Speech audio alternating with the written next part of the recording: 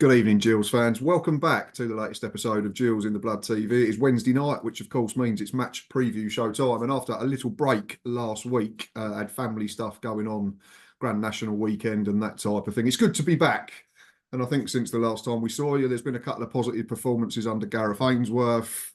Still not that elusive win though. And it's MK Dons in town this week. And as you can see, pleased to say, to come and tell us all we need to know about our opponents for this Saturday is friend of the channel, general nice guy, EFL knowledge as well. It's Jonathan Harries. You can find him on X at HarriesDon87. So please go and give him a follow. You will not regret it. Jonathan, welcome back to the channel.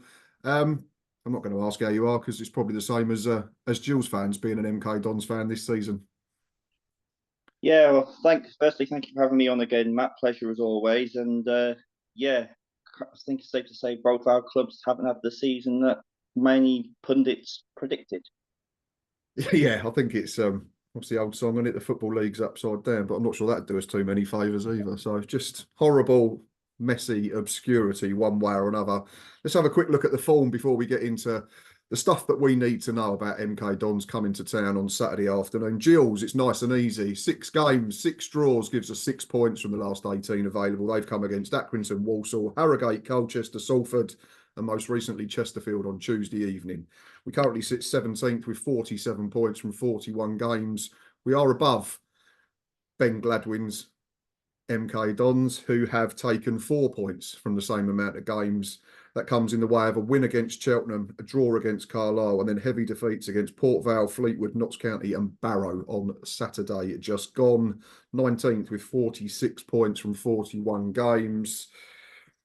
You've taken my first paragraph out of the words out of my mouth, Jonathan. It's fair to say it's been a disastrous season for both clubs, both highly fancied back in August, but only 24 wins between them all season. And the most telling factor is we're both on our third gaffer of the campaign. Tell us why and what has gone wrong at Stadium MK this season. How long have you got? Bearing in mind it's a 25-minute show usually. Yeah. Well, I suppose I can rewind it to this time last year where it probably started all going downhill. We'd just been battered by Stockport and Mansfield respectively and probably lost all hope of automatic promotion.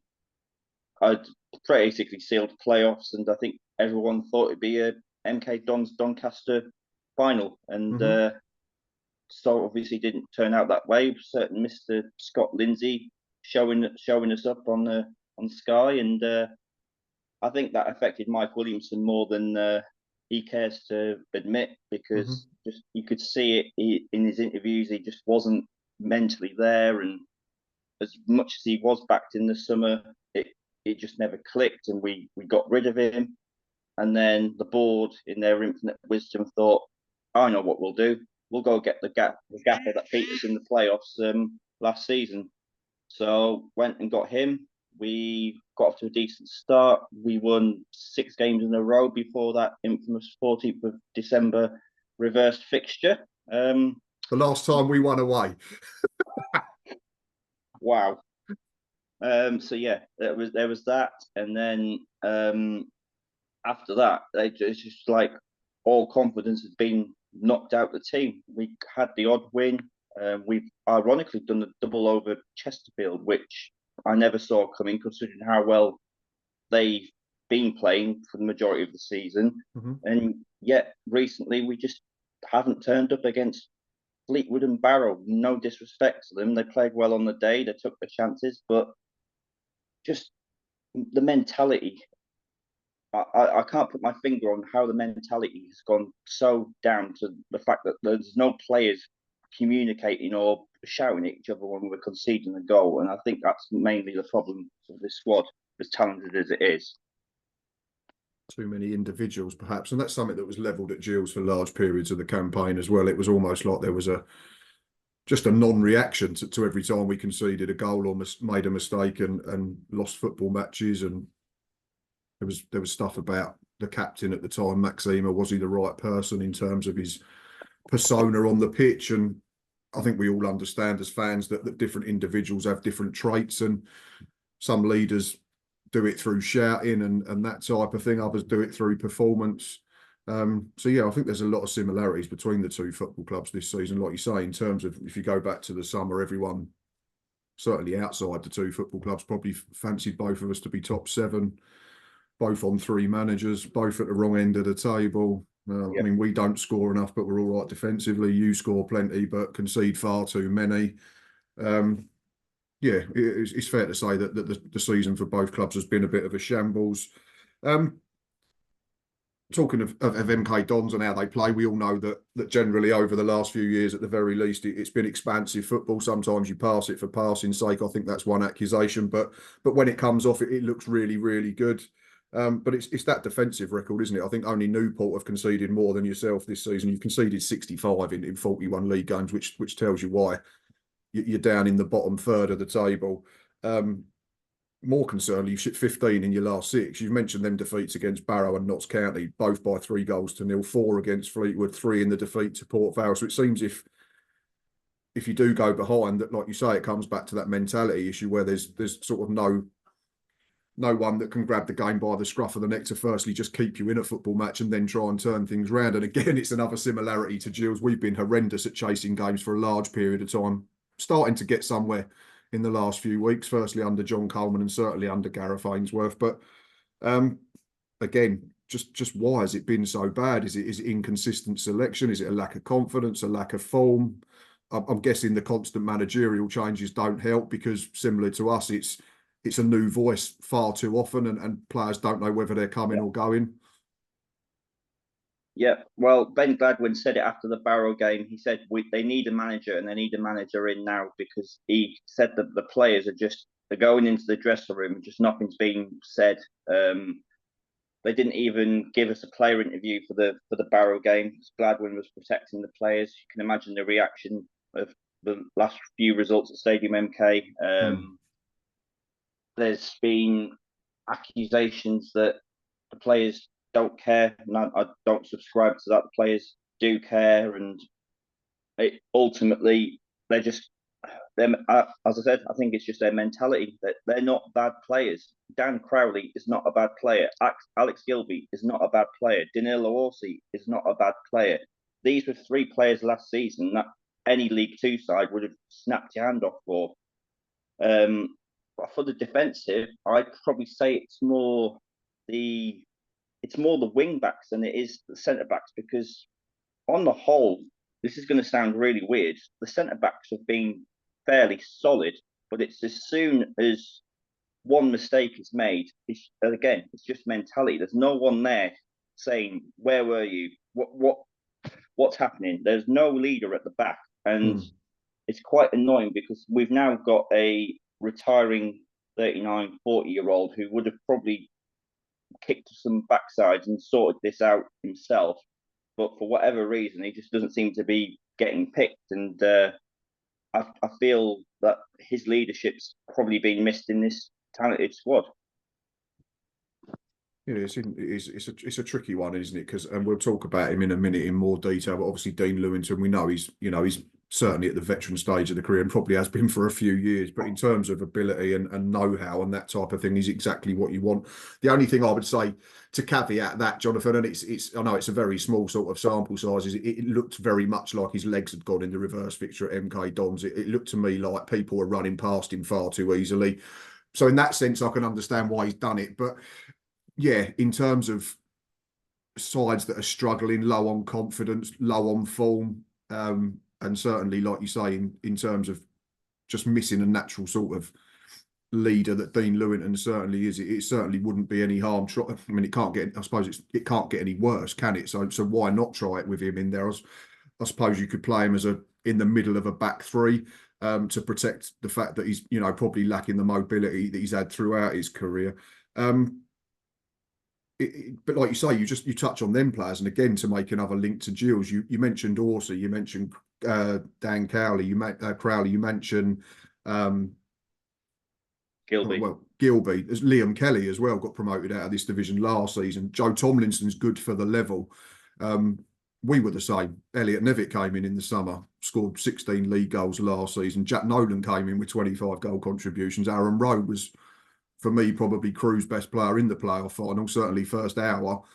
just for one reason or another, it hasn't happened. We're starting to see what Nev's all about. He's got 2 in his last 2, which is great to see, because one thing you can't fault him for is work rate and willingness to keep running and trying to make things happen. But it just can't get away from the fact that it's almost like we just mirror image of each other in so many ways this season. And that's probably why the fact that we're just separated by 2 places in the division, but at the wrong end from our perspectives. Yeah.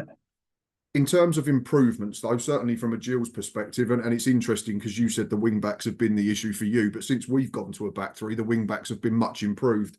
Romeo Hutton, who I've not always rated since he's come in, and maybe that was because he came in with such fanfare about being one of the best wing backs in the division and best crossers in terms of numbers in England and Europe and that type of thing in chance creation. I don't think we've seen enough of him, but he's certainly improved, scored against Salford last week. And Max Clark, the other side, has been absolutely superb the last dozen games, got 3 goals and 3 assists, 5 clean sheets in his last 9.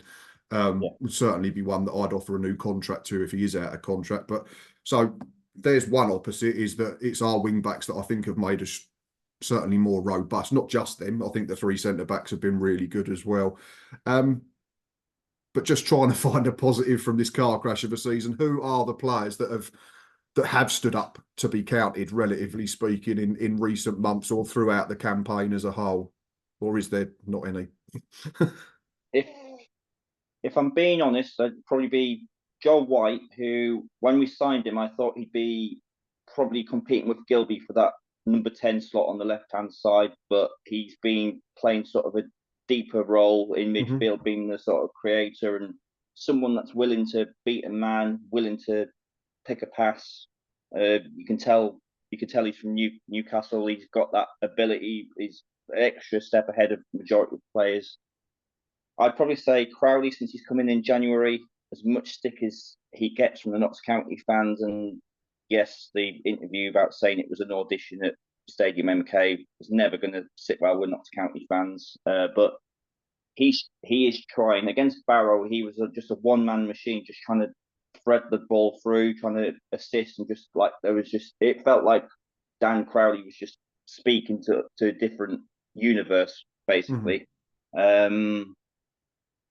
I'd probably say Luke Offord throughout the season's probably been Mr. Consistent in terms of performances. I've liked what I've seen from Orsi since January. That's probably about it, I'd say, because even Alex Gilby and Joe Tomlinson are half the players they were last season. And I'm not sure what it's, again, going back to confidence and mentality. Same with Aaron the Main. He started the season on fire and was getting assists every other game, and just I don't know what's happened to him. It just feels like nothing's working for him.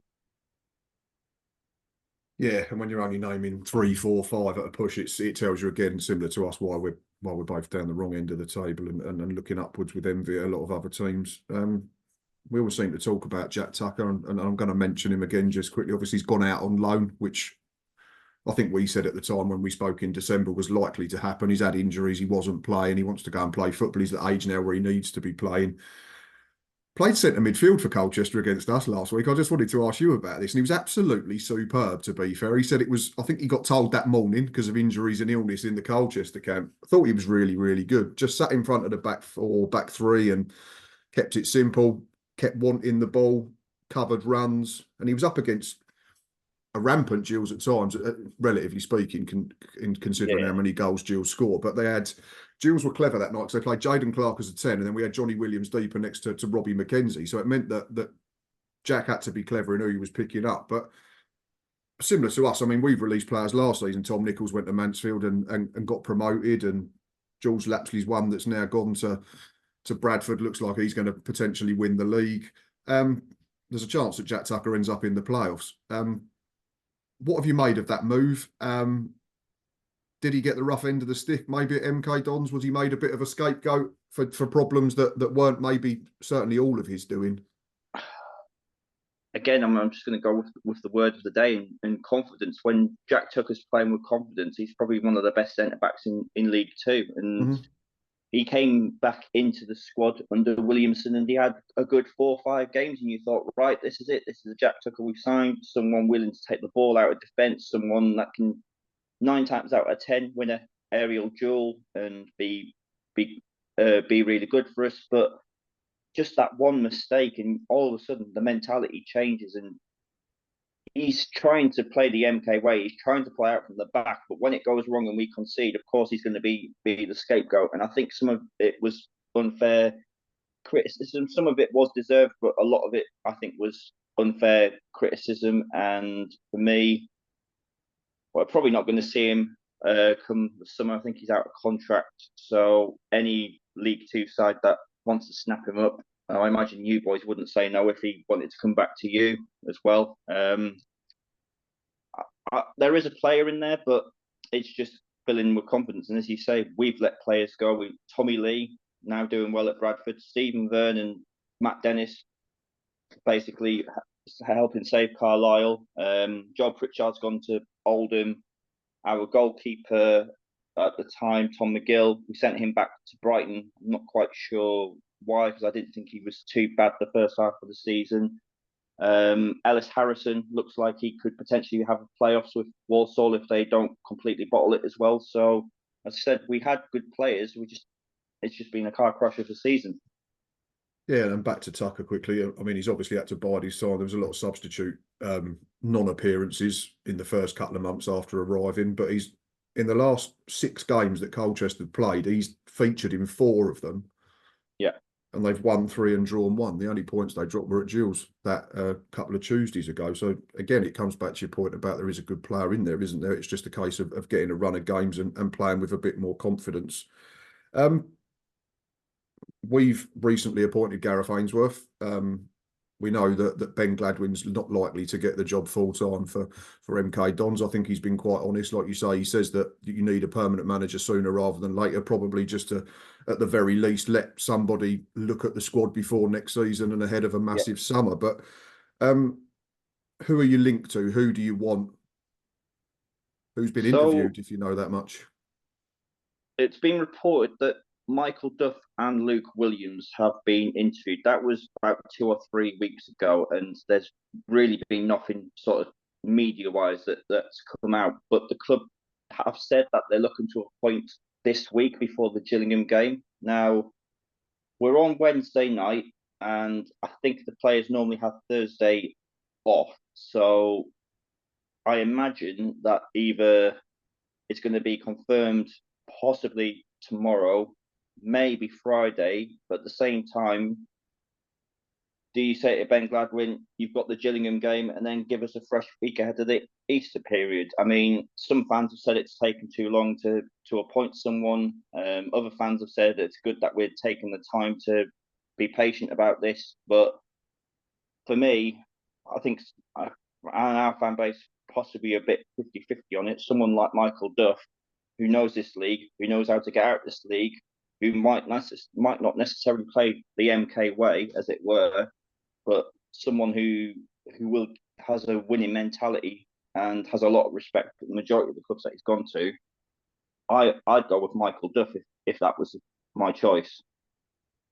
Yeah, I mean, and Luke Williams isn't a bad second option, is it, as well? Having done so well with Notts County, it didn't quite work at Swansea in the Championship, but it is a jump of 2 levels. So yeah, I think you'd be in good hands. And I suppose Williams would be the one that, to use your inverted commas, is closer to the MK way if you did appoint him. But yeah, it'd be interesting, like you say, because if he's only appointed Thursday, Friday, he's not going to have any time on the training ground. So you'd be sensible to just let Ben Gladwin pick the team, because he'd at least have had some time on the training pitch with them this week.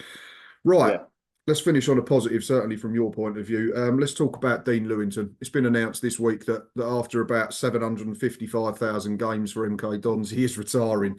40 years old, 21 years service. I think it was 915 is the exact figure. I may have overcooked the numbers, but it's an absolutely staggering amount of football matches for one football club. I think it's a record for any player in the history of the Football League.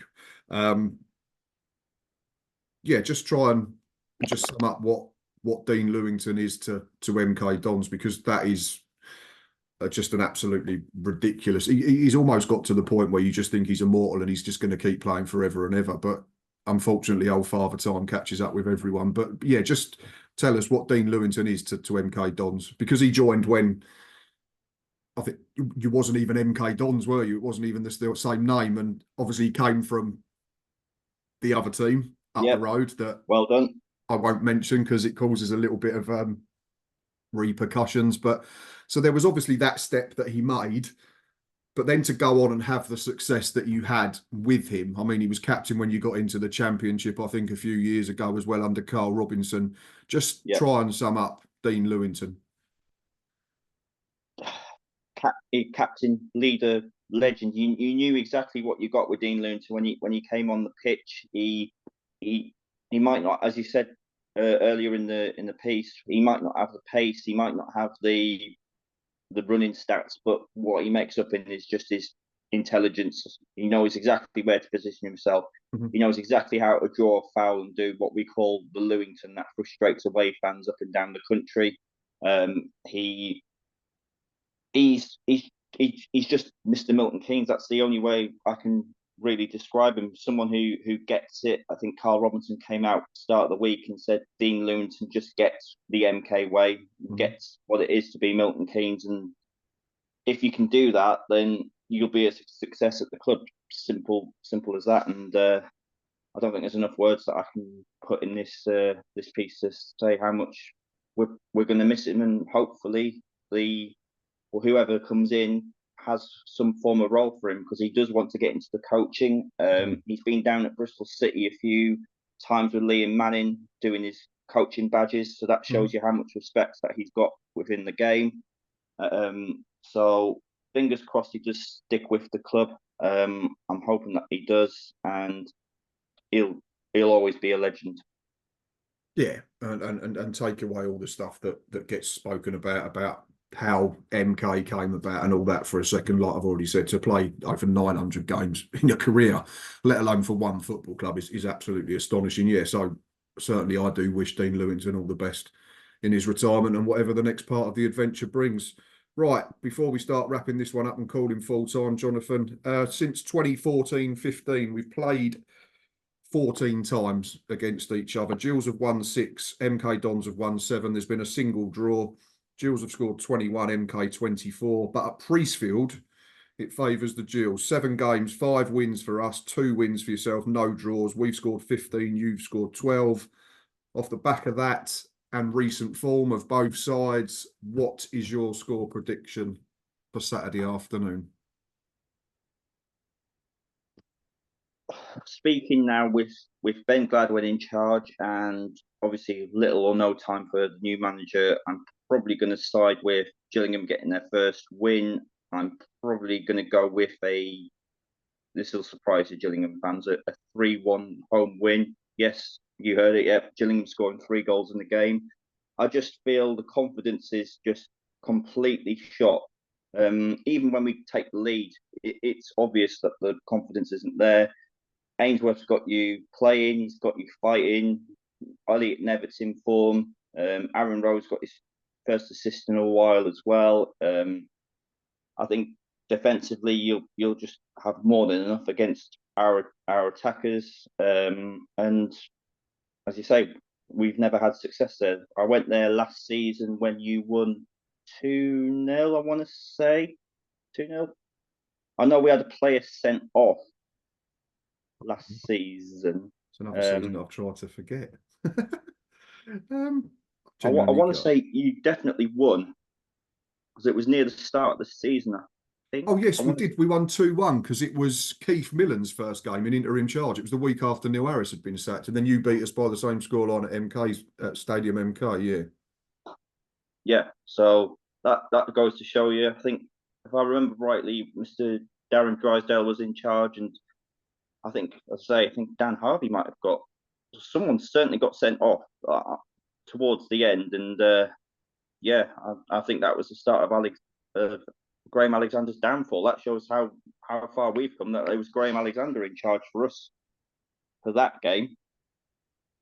Trying to find it, 2 seconds. Talk amongst yourselves. Yes, there was a red card. Gills scored through Scott Malone and Macaulay Bond. Ellis Harrison pulled one back with 10 minutes to go. And Was it that sure it was. Dan Harvey was sent Yeah, off for 2 yellow cards. Correct. yeah. Better memory than myself. I pride myself on stats, but you've far excelled anything I could remember. Then my defence is it's another season that I've tried to forget. Weirdly, and I do promise everyone that I have not spoken to Jonathan about the score prediction beforehand, and I thought, well, I was losing the plot. So at least Jonathan's losing the plot with me as well. That was my Oh prediction. God. 3-1 to the Gills. It has to happen at some point. And the fact that you've conceded 2 a game in all your away games this season on Yeah. average says that if we can't score 3 against you, or at least 2, then we're not going to do it this season. So I'm going to back us to win 3-1. Yeah, you can all have half of what me and Jonathan are drinking. I think it'll be entertaining, and for some weird reason, because I think both sides are safe. So there might be an element of just playing with a bit of freedom. But I think we're in better form, and I think we've got more confidence from the manager. We've certainly had a bit of a manager bounce under Ainsworth, despite not winning yet. I think they're what you call winning draws, a lot of what we've had so far. Jonathan, it's always been a pleasure, mate. And again, appreciate your time and appreciate your knowledge. So thank you for coming on.